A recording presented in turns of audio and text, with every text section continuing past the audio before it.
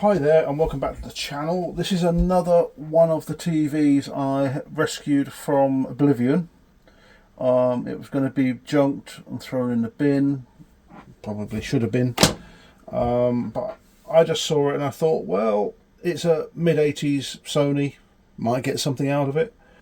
This particular model, in a white configuration, I've got one up in the loft, was the type of TV I used with my ZX Spectrum at my grandparents'. And I used it for many years, and I've got fond memories of these. These actually have two tuners. You've got one there and one here for the front. No RGB, no SCART, no nothing like that. Volume control on the front. You've got pots all on the front here. It all feels crappy. You've got 8 channels, push channels. These light up. Somebody stuck stickers all over these. TV and radio switch on at wall plug.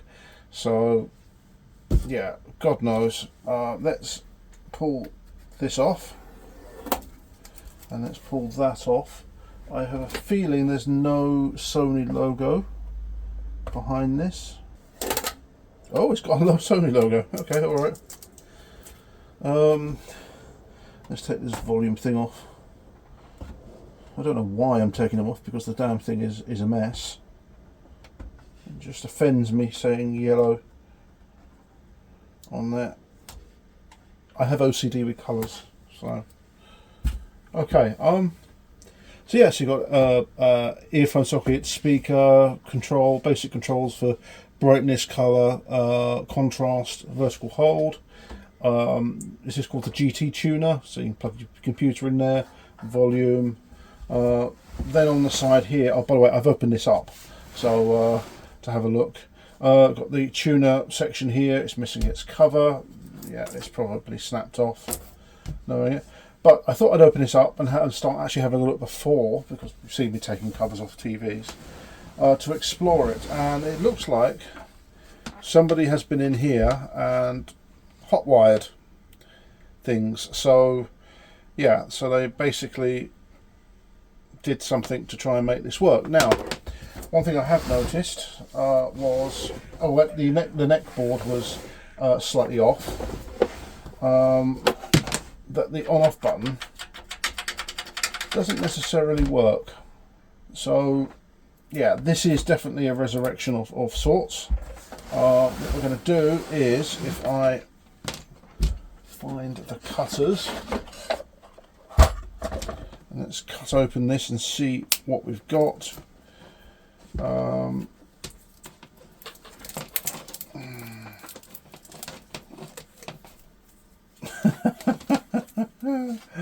Oh, love it, love it, love it. You've got to love this. This is the type of bodgery that, you know, starts fires and keeps people warm outside of their houses once their houses are alight. Can I get anything? Let's just cut this. Yeah, I'm not interested in that one little bit. I do need that clip. Yeah, so I'll need the strain relief clip. That's if this thing is even remotely worth doing anything with. Okay, so I put a plug in it. Yeah, put a plug in it. Test about 30 ohms, which is a little low. I would have thought about 45 to 50 ohms. Put it on load. Let's see what happens. Yeah, this is a mess, this TV. I might have a switch to do that. Yeah, it needs a lot of love. Let's bang this. Let's put some electrons into it and see what happens. So everything's on there. It could go horribly wrong, so let's see what happens. Yeah, that looks like, no, there we go. It's trying to do something. It's trying to do something.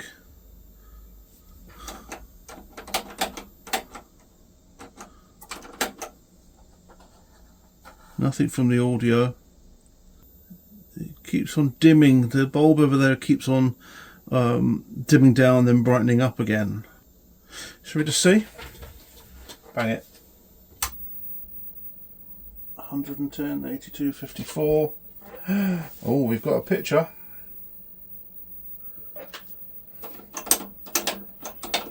Wow. We've got a picture. We've certainly got static. So the brightness control doesn't seem to want to work. Let's see whether we can get a picture. Okay, so I've got a video source going. The tube seems to be waking up a little bit, but we've also got capacitor problems on the horizontal circuit. Let me just tune this in.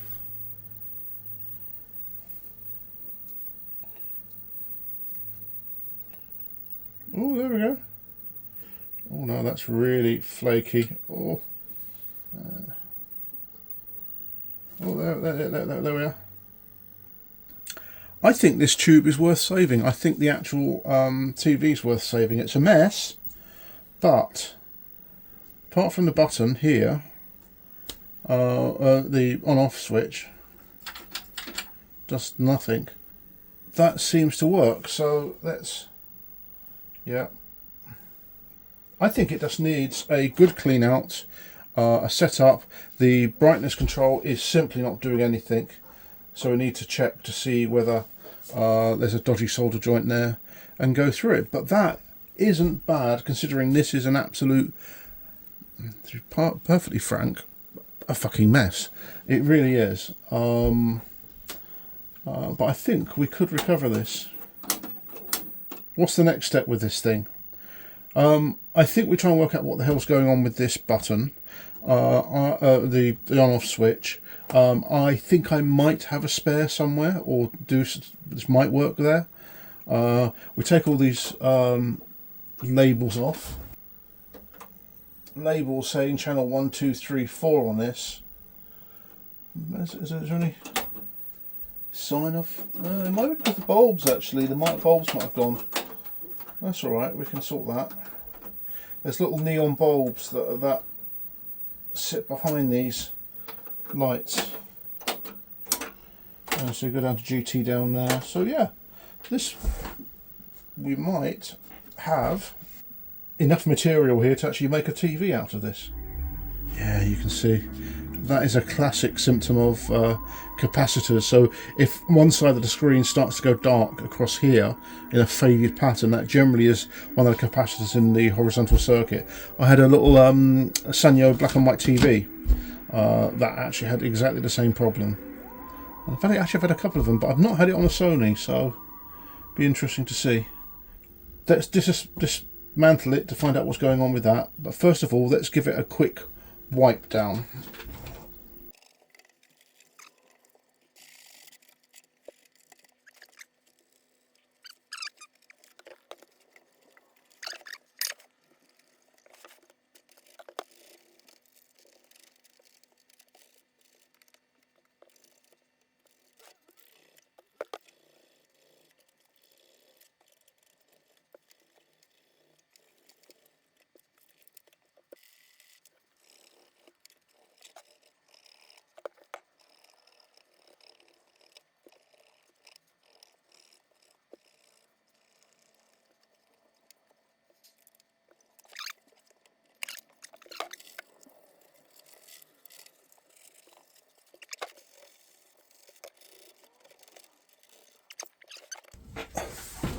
That's looking a lot better, isn't it?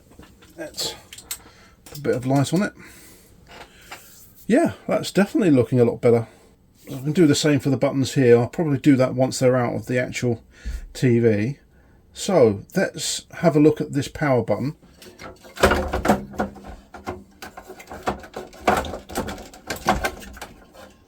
Come on, out you come.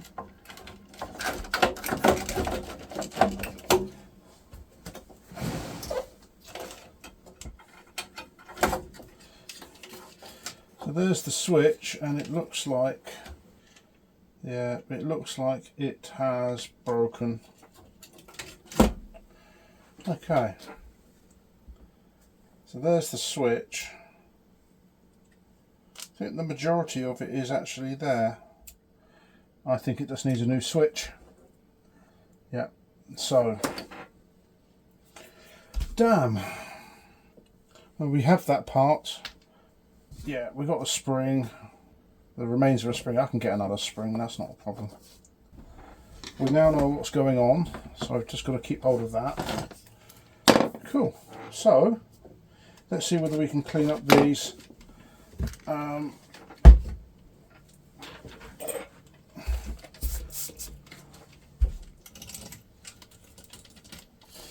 Right, so all of the residue's gone.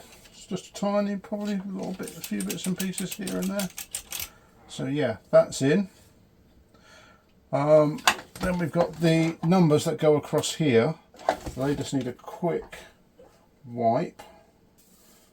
Yep, that's cool. Let's put this back in. Let's put that into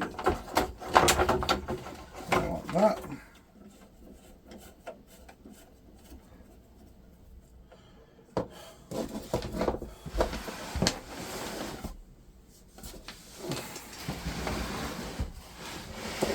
That's looking a lot better, isn't it? It's just that. Let's just check everything's all right.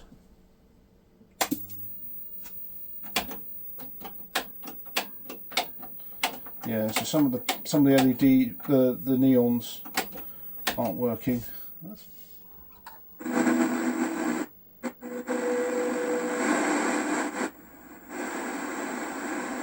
Cool. So that's all nice and clean. We know about the button. So that's not a problem. So we need to sort out the switch. We also have this cable. I don't want to change it right now because I've got to replace the switch itself. So what I might do is actually just cut this back, use a connecting strip on that, and get that sorted like that. Okay, so we're going to take the board out, check the brightness controls and make sure that they're all good. The first thing I'm going to do is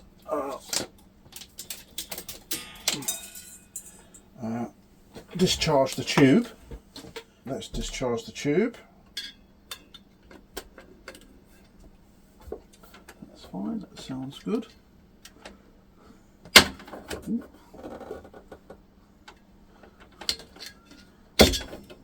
Cool. So that's, and the tuner.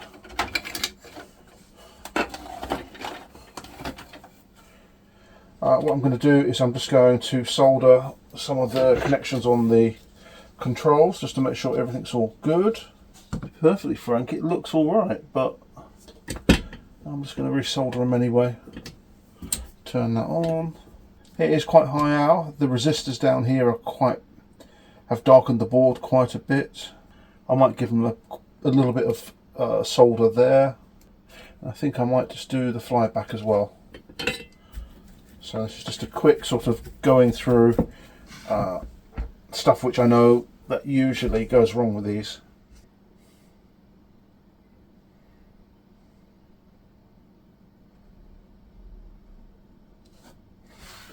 Right. Okay, so I have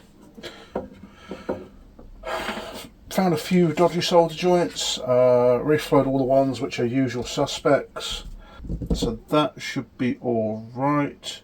What we need to do then is look at the vertical and the horizontal out. So vertical out, horizontal out. So I think what I'm going to do is, let's have a quick look. Yeah, we've got a few capacitors in both those circuits, so I think what I'm going to do is replace them. So 470/35, have I got anything like that?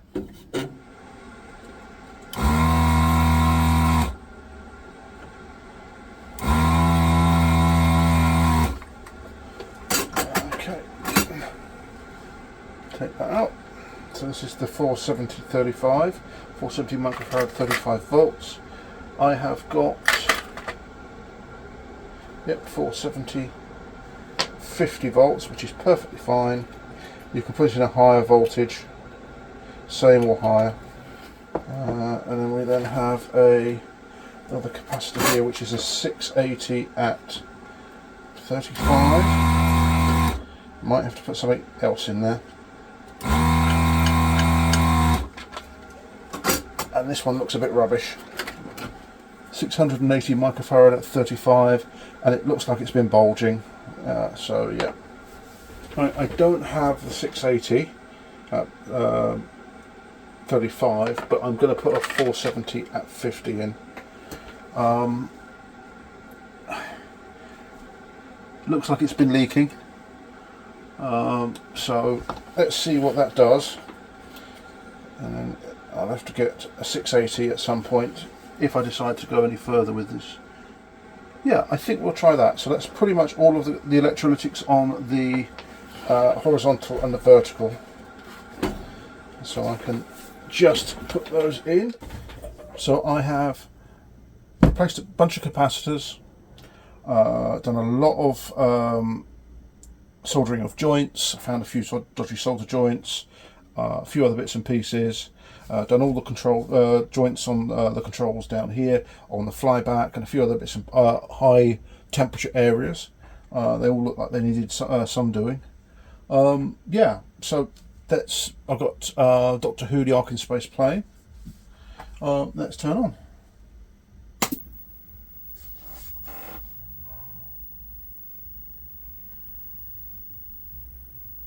Oh, we still have a picture.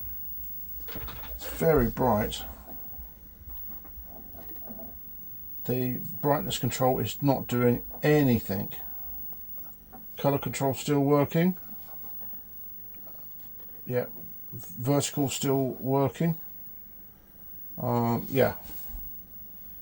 So there's something else going on here. I'm going to try and find the sub brightness and bring it down a bit, at least then get it into a good range. So let me do that. Oh, and also you can still see the tearing down there. Okay, so I found the control for the sub brightness. It's on the back of the neck tube of the, it's on the back of the neck board. So let's power up. Let's see whether we can bring this.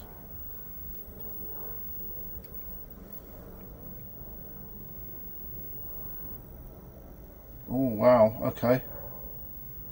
That's quite bad. Might be that the tube has gone. Let's turn that right down.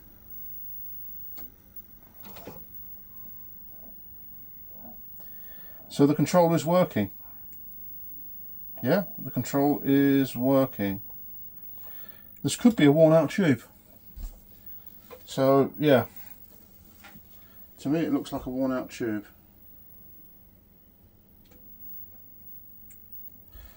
Let's try the screen voltage. Be careful because there's like 900 volts here.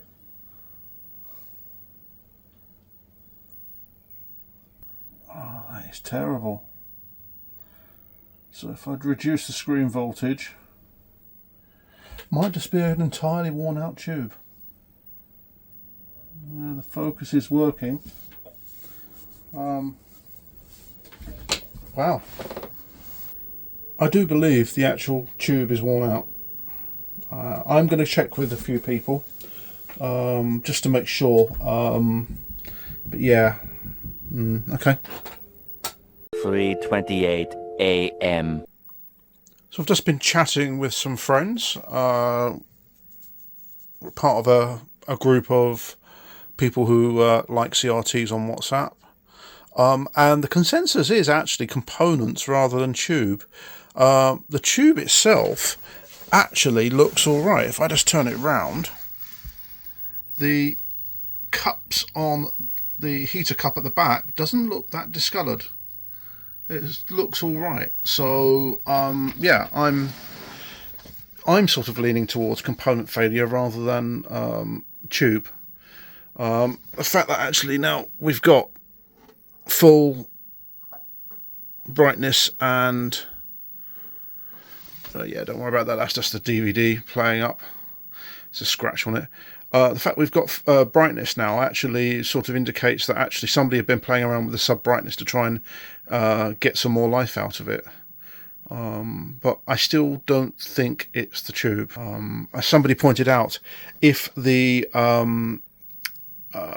tube was dying or dead, you'll get streaks to the right more than the left, because the scanning point streaks that way. Oh, sorry, the scanning goes that way.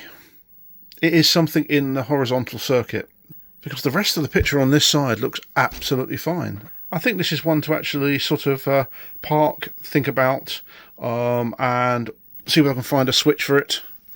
At least then we've actually got something sort of clean, tidy, and just needs more work on, and it's not just a fit for the garbage, which this was literally about to be thrown. So to try and work out what was going on, a couple of people on a Facebook group pointed me in a direction of a few caps on this one, and yeah, they were bang on.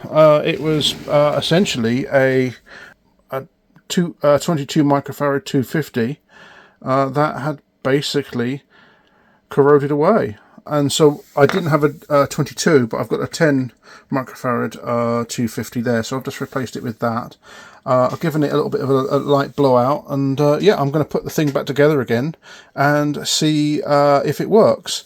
I've managed to source a switch for it, so that should work, and then I think that I'll go through the board at some point and replace the capacitors. I do need to replenish my capacitor stocks. I've got quite low now, so I need to work out what I need to order. This little TV has gone from a total junk heap to something that actually looks sort of presentable and actually usable. So yeah, I'm just going to put it all back together again, and then we'll see whether we've got rid of that darkness on the left hand side. So I was just assembling everything, and I was just sort of cleaning the board around here with the brush, and I noticed that. And that's the PTC for the degaussor. So that's why the degaussor isn't running. So I'll just quickly solder that up, and yeah, hopefully the degaussor should work. Okay, so I've got the board back in. I've soldered up the PTC for the degaussing, replaced that 22 microfarad at 250 with a 10 microfarad at 250. That should be fine for my purposes. Let's just see whether it works. We'll plug it in. I don't have to switch it on here because the switch is on there. So let's see what happens. 1, 2, 3. Oh yeah, I heard the degaussor go.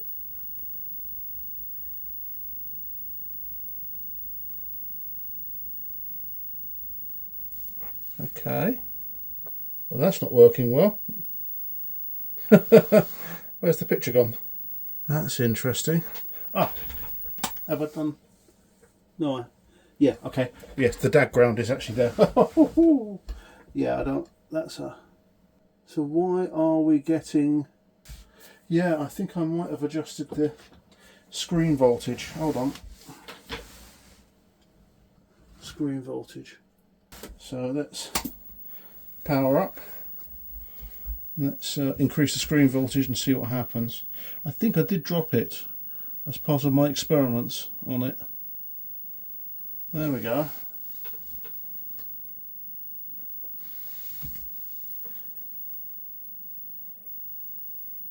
Yeah, there we go.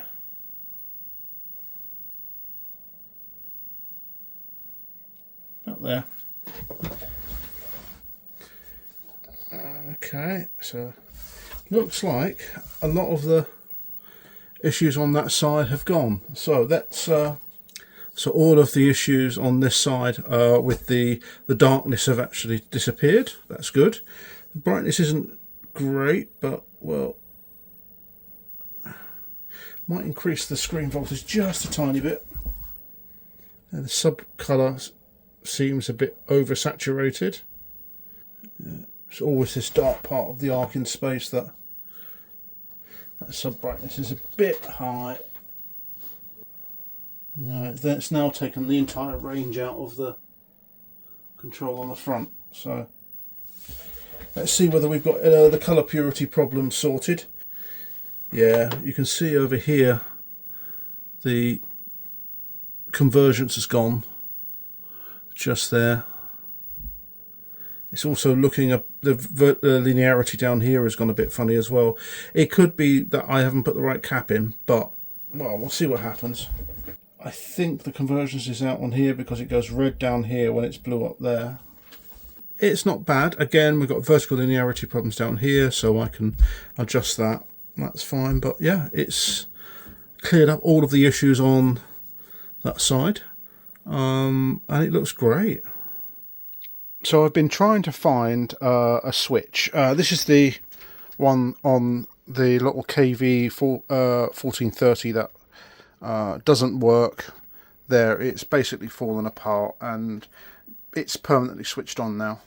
I have harvested this from an old PC that was showing signs of failure, and I just decided to scrap it. That was another switch I also had.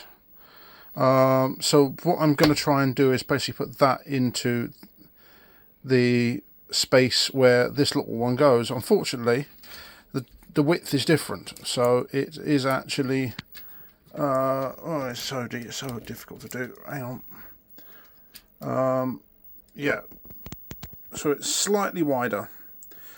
So what I'm doing is I'm basically melting the plastic of where the switch actually goes, and then I'm going to basically force it in there, try and see whether it will screw in, and also put some bag ties around it as well onto that plastic. So that should hold it in place and it should be fine. The length of the pin is exactly right. So yeah, it's a bodge, but it's actually a fairly decent bodge, and it should survive the TV. So I've managed to carve out, either using the soldering iron but also the snips as well, I've carved out a space which looks like it actually does fit quite well actually. Yeah, that's not bad. That isn't bad.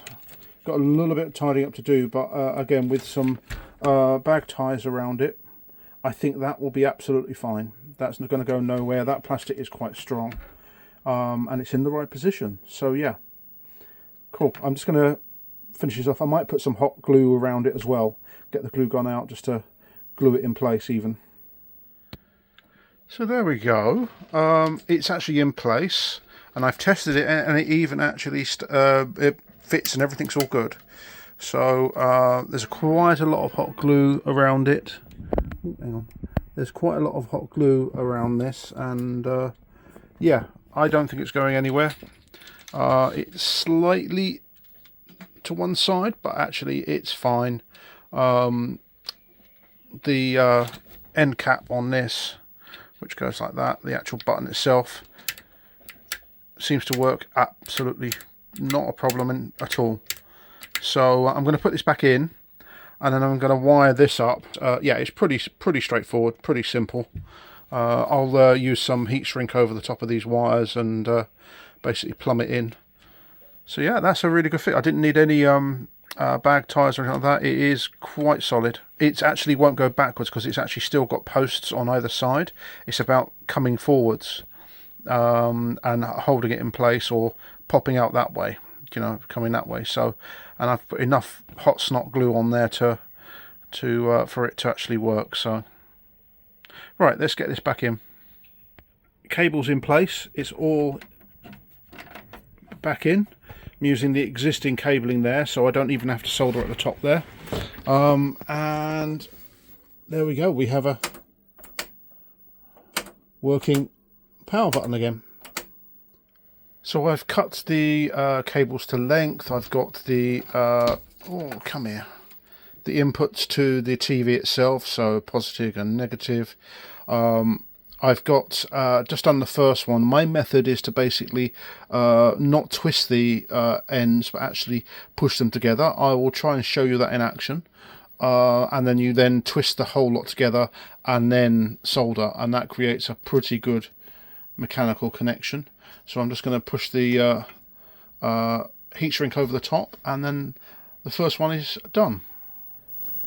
So what I do is I actually have all the strands all loose, and if I can just get that back in, just lightly bunched together, push them together so they touch, then twist the whole lot like that, and then solder them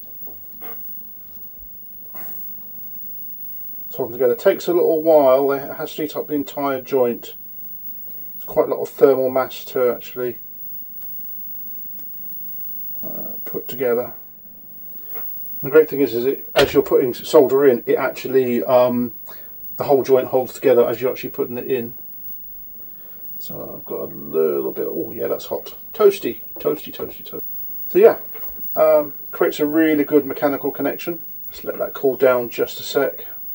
And then you can then push the heat shrink over the top.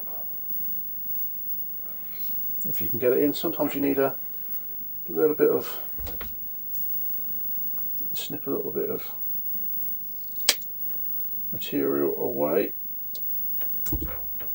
just so that it will go over.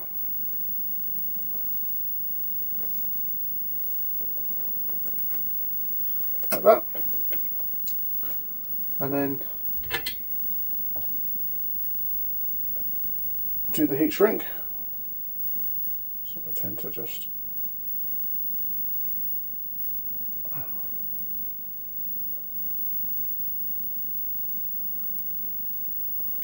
that should do nicely. So the cables are all done, they're all soldered up and shrink wrapped. I'm going to leave them loose and I'm going to use these clips to actually hold them inside the TV. The strain relief at the bottom, I'm still trying to find it. It's around here somewhere, and I need to put that in there, and so that will be for the input cable. So yeah, so I'm just going to put it all back together again and then test the switch to see whether it works. So it's all plugged in. Here we go. Look at that. It's a nice positive reaction. Slightly at an angle, but well, it's better than what it was. The button's got a little bit of the chrome plate thing taken off, so I might get a little bit of paint, chrome paint on that. Yeah, that works quite nicely. So we've just got 2 bulbs here, that cover to get, and this TV is near enough done. For some reason this little TV seems to interest me, and is actually scrubbed up quite well. It's got a couple of scratches and dings and a few bits missing, and the panel on there, but yeah, it seems to work really well. The tube is really good, the colours are good. Yeah, I said just that, all the other buttons and lights come on, so I might try and replace the neon buttons, the neon lights, with LEDs. So thanks for watching. Please like, share, subscribe, and I'll see you on the next video.